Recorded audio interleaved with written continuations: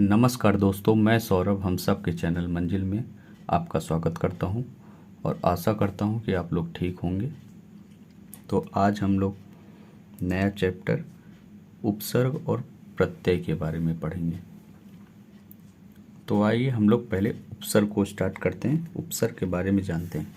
ठीक, उपसर्ग क्या है तो इसका थोड़ा डिफिनेशन जान लेंगे, लिख लेंगे। जो शब्दांश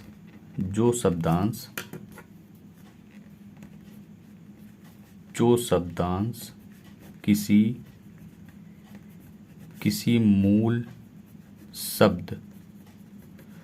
मूल शब्द के पहले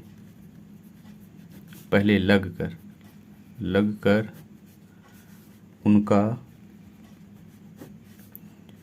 उनका अर्थ बदल देते हैं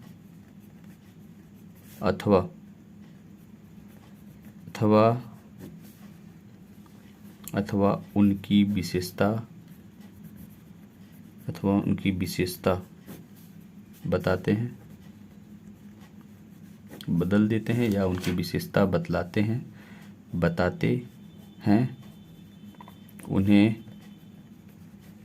उन्हें उपसर्ग कहते हैं। इसका कहने का अर्थ है, मैं एग्जाम्पल दे के आपको समझाता हूँ। इसका कहने का अर्थ है क्या, जैसे मान लीजिए वी हो गया, जय हो गया, वी धन जय। ठीक, तो कोई शब्द, मान लीजिए कोई शब्द जय है, ठीक, जय, ठीक, तो इसके पहले कोई ऐसा शब्दांश लगा, वी लग गया, ठीक, तो क्या बन जाएगा, वी लगने से क्या हो जाएगा, विजय। ठीक, विजय, इसकी विजय हुई। तो विजय एक विशेष प्रकार की जीत होती है। क्या होती है, विशेष प्रकार की जीत होती है। ठीक, तो यानी कि जय में आगे से अगर वी लग जा रहा है, को जो शब्दांश किसी मूल शब्द जय है, मूल शब्द के पहले लगकर उनका अर्थ बदल देता है। यानी कि जय शब्द में, अगर ये जय शब्द मूल शब्द है, अगर इसके पहले वी लग जाता है तो क्या हो जाता है, ये विजय, जिसका अर्थ निकलता है कि एक प्रकार की ये जीत है। जैसे एक एग्जांपल और ले लीजिए, जय में ही क्या जोड़ दीजिए, परा। ठीक, तो क्या हो जाएगा, पराजय। क्या हो जाएगा, पराजय। ये एक प्रकार की हार होती। ठीक, यानी कि कोई मूल शब्द हो, उसके पहले जो भी लग जाए और उसका एक नया अर्थ हो जाए, ठीक, तो क्या होता है, वो उपसर्ग। अब हम लोग जानेंगे प्रत्यय के बारे में। ठीक, प्रत्यय क्या होता है, तो डालेंगे प्रत्यय। प्रत्यय क्या होता है, तो प्रत्यय जो शब्द या शब्दांश किसी मूल शब्द के अंत में लगकर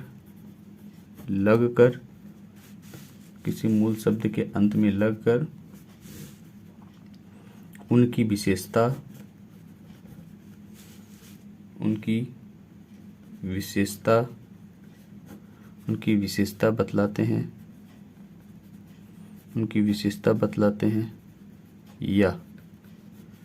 या उनका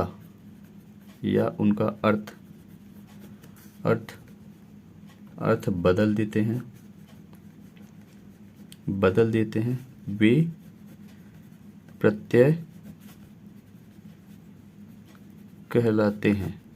क्या कहलाते हैं, वो प्रत्यय कहलाते हैं। जैसे मान लीजिए कोई शब्द हो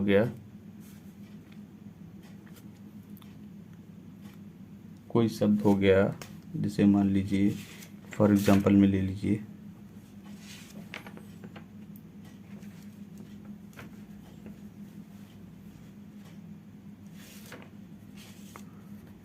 डू है, ये मूल शब्द है। ठीक, ये मान लीजिए मूल शब्द हो गया डूब, डूब मूल शब्द हो गया और की कर दीजिए। ठीक, अगर डूब में की जुड़ जाता है तो क्या हो जाता है, डुबकी। ठीक, यानी कि प्रत्यय बाद उपसर्ग क्या होता था, पहले जुड़ता था, और प्रत्यय क्या होगा, मूल शब्द में कोई ऐसा शब्द जुड़ जाए।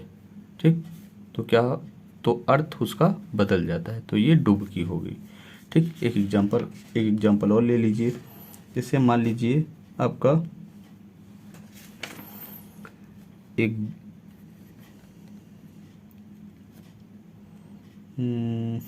क्या होगा, हाँ, घुमक्कड़, घुमक्कड़, घुमक्कड़ में अक्कड़, अक्कड़ क्या है, प्रत्यय जुड़ा है, यानी कि घूम, घूम में धन क्या जुड़ा है, अक्कड़, अक्कड़ जुड़ गया है, तो घूम में अक्कड़ जुड़ गया है तो क्या हो जाएगा, घुमक्कड़। ठीक, तो यही बाद में, जो बाद में जुड़ता है उसको क्या कहते हैं, प्रत्यय, और जो पहले जुड़ता है उसको उपसर्ग। अब प्रत्यय दो प्रकार के होते हैं, प्रत्यय दो प्रकार, प्रत्यय के दो प्रकार होते हैं, दो प्रकार के होते हैं। पहला कृत प्रत्यय और दूसरा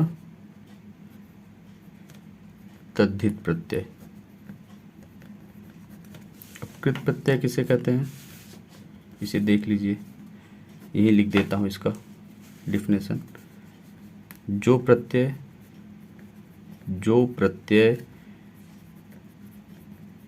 क्रियाओं के अंत में लगते हैं उसे कृत प्रत्यय कहते हैं, कृत प्रत्यय कहते हैं। जैसे मान लीजिए फॉर एग्जांपल, ते गाना, ये क्रिया है, गाना क्या है, क्रिया, और इसके बाद क्या लग गया, ये प्रत्यय लग गया, क्या लग गया, प्रत्यय वाला, तो इसको मिलाकर हम क्या लिखेंगे, गाने वाला।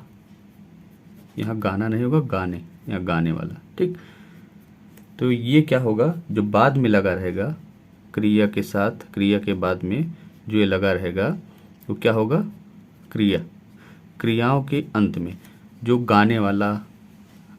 ठीक, ये और एग्जांपल ले लीजिए, नाचने प्लस वाला। ठीक, तो ये नाचने वाला, तो वाला क्या है, प्रत्यय, ये प्रत्यय है। ठीक, तो जो ये बाद में क्रिया के साथ जो लगा रहता है प्रत्यय वाला। ठीक, और एग्जांपल ले लीजिए,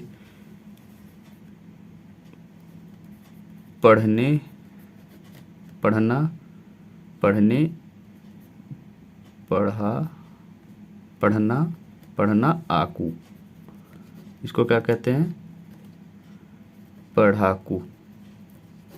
तो आकू क्या हो गया, आकू हमारा प्रत्यय हो गया। ठीक, तो पढ़ाकू, पढ़ना धन, इसका संधि विच्छेद करेंगे तो पढ़ना धन क्या हो जाएगा, आकू, तो यही आकू क्या हो गया, आपका प्रत्यय।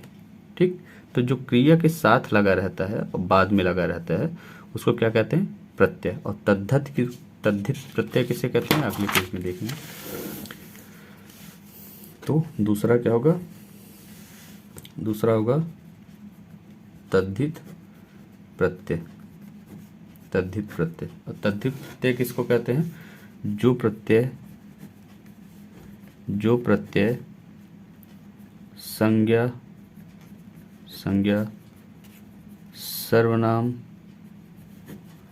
और विशेषण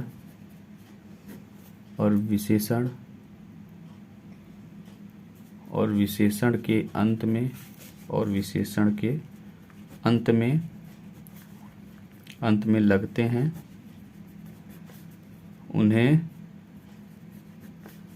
उन्हें तद्धित प्रत्यय कहते हैं।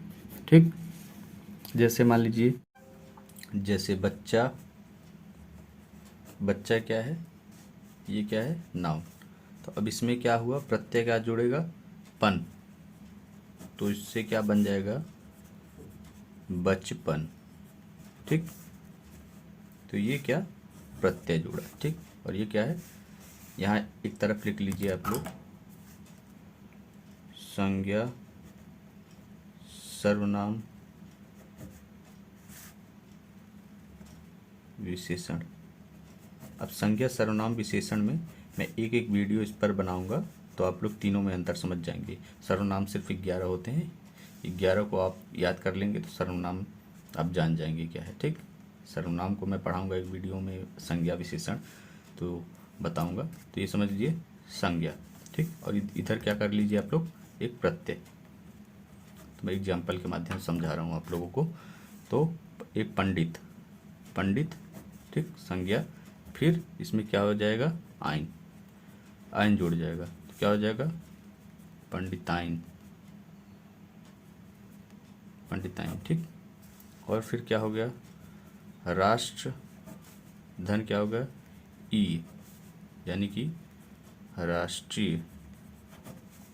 ठीक, ऐसे ही जो प्रत्यय संज्ञा सर्वनाम और विशेषण के अंत में लगते हैं उन्हें क्या कहते हैं, उन्हें तद्धित प्रत्यय।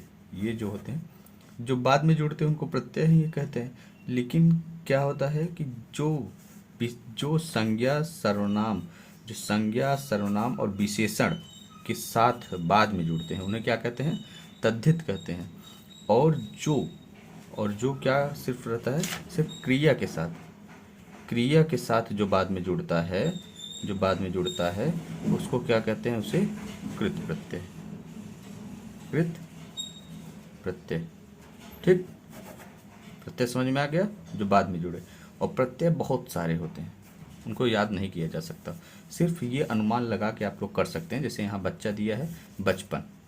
ठीक, यहाँ अगर दे दिया बचपन, तो बचपन में अब यहाँ ऑप्शन दे देगा 1 2 3 4 ऑप्शन दे देगा।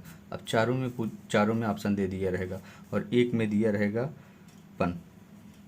इसमें बचपन में कौन सा प्रत्यय लगा है ये पूछ लेगा, तो ये पन जो ऑप्शन है लास्ट वाला, ये दूसरा, यही ऑप्शन सही हो जाएगा। और बाकी जो ऑप्शन दिया रहेगा अन, पान, और क्या होगा, पना, ऐसा 3-4 ऑप्शन और बना के दे देगा गलत, और एक क्या रहेगा, पन, जो सही रहेगा। तो बचपन, बचपन, बचपन में बचपन, पन क्या होगा, प्रत्यय लगा है। बच मूल शब्द है, बच मूल शब्द है, लेकिन इसमें पन लग गया है, तो जिससे ये तीसरा अर्थ क्या, मतलब एक अर्थ, अलग अर्थ दे रहा है, क्या, बचपन। ठीक, तो ये हो गया प्रत्यय। अब हम उपसर्ग के बारे में बताएंगे। उपसर्ग, जैसे मान लीजिए उपसर्ग, उपसर्ग कई प्रकार में देखे जाते हैं। संस्कृत में भी, हिंदी में भी, उर्दू और फारसी में भी, ठीक, अंग्रेजी में भी, तो इन सब में देखे जाते हैं। तो संस्कृत में जो होता है, वो संस्कृत में जो उपसर्ग होते हैं उनकी संख्या लगभग 22 होती है। हिंदी में जो होते हैं उनकी संख्या लगभग 10 होती है, और उर्दू और फारसी में 19 लगभग होती है। और अंग्रेजी में तो ऐसा कोई गिनती नहीं है। तो इन सब उपसर्गों को जब तक आप लोग याद नहीं करेंगे, इधर 22, इधर 10, इधर 19, और अंग्रेजी के कुछ उपसर्ग, जब तक आप अंग्रेजी उपसर्ग देंगे तो उसमें समझ में आ जाएगा कि हाँ ये अंग्रेजी का शब्द है। ठीक, लेकिन इन तीनों को याद करना अनिवार्य है। अगर नहीं याद कर पाएंगे तो आप कभी भी उपसर्ग कभी कर नहीं पाएंगे। ठीक, तो आप और प्रत्यय में क्या आपको करना है, तो प्रत्यय कभी भी आगे नहीं जुड़ता बल्कि पीछे जुड़ता है। अगर आगे वाले शब्द का, मूल शब्द का कुछ अर्थ है तो उसको करके, और पीछे वाले अर्थ को, जो पीछे वाला शब्द जुड़ा रहे प्रत्यय, उसको अलग कर लीजिए। एवं मैं क्वेश्चन कराऊंगा तो आप लोग स्वयं देख लेंगे कैसे अंतर किया जाता है। ठीक, पहले इसको समझ लीजिए। तो मैं संस्कृत के संस्कृत के प्रत्यय उपसर्ग होते हैं उनको मैं इधर करवा देता हूँ। संस्कृत, फिर हिंदी, फिर उर्दू, फारसी। ठीक, तो इन सब का मैं बता देता हूँ। इधर संस्कृत कर लीजिए, संस्कृत, संस्कृत के उपसर्ग इधर इधर किसका, हिंदी, हिंदी, और इधर फारसी या उर्दू, ठीक, उर्दू, सही। ठीक, तो संस्कृत का आप लिखिए, संस्कृत का अति, अधि, अनु, अप, अभि, अभि, अव, आ, उत, उद, उद, उत, उद, उत, उद, उत, उद, उप, उप, दूर,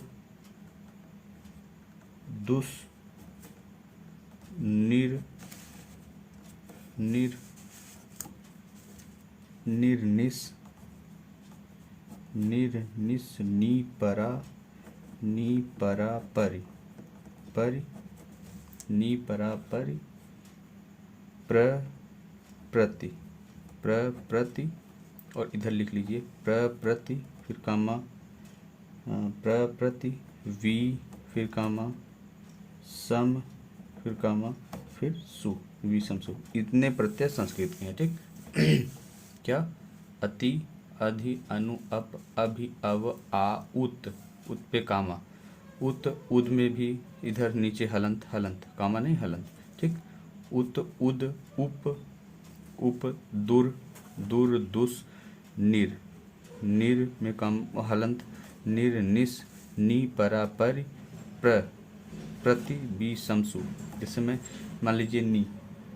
ठीक, तो नी पे हम एक आपको एग्जांपल दे देते हैं, जैसे निवारण। ठीक, नी, निवारण, निवारण, तो नी हटा लीजिए, वारण एक शब्द हो गया। ठीक, अब फिर इसके बाद निश्चल। ठीक, तो नी हटा लीजिए, छल, चल, चल हो जाएगा। निस, निस, ये निस हटा लीजिए, निस, निस हटा लीजिए तो चल हो जाएगा। ठीक, तो ऐसे ही शब्दों को पहचानना होगा। अब हिंदी के उपसर्ग आप लोग देख लीजिए, ये मैं नया नहीं बता रहा हूँ, सब किताबों में दिया है। ठीक, चाहे लूसेंट ले लीजिए, चाहे आदित्य पब्लिकेशन ले लीजिए, चाहे कुछ भी ले लीजिए, कोई भी किताब ले लीजिए, हरदेव बाहरी किसी का ले लीजिए, तो ये सब चीज़ें दी हुई हैं। तो कहीं से भी आप याद कर सकते हैं, यहाँ से भी आप नोट्स में हल उतार करके याद कर सकते हैं, या कहीं से भी आप उतार के याद कर लीजिए, तो नई बात नहीं है। जैसे अब हिंदी का अ, अन, क, कु, दुनी, दुनी, इसको याद करना पड़ेगा। अ, अन, क, कु, दुनी, इस प्रकार से आपको। फिर अव, जब तक नहीं याद करेंगे समझ लीजिए आप क्वेश्चन गलत करते रहेंगे। अव,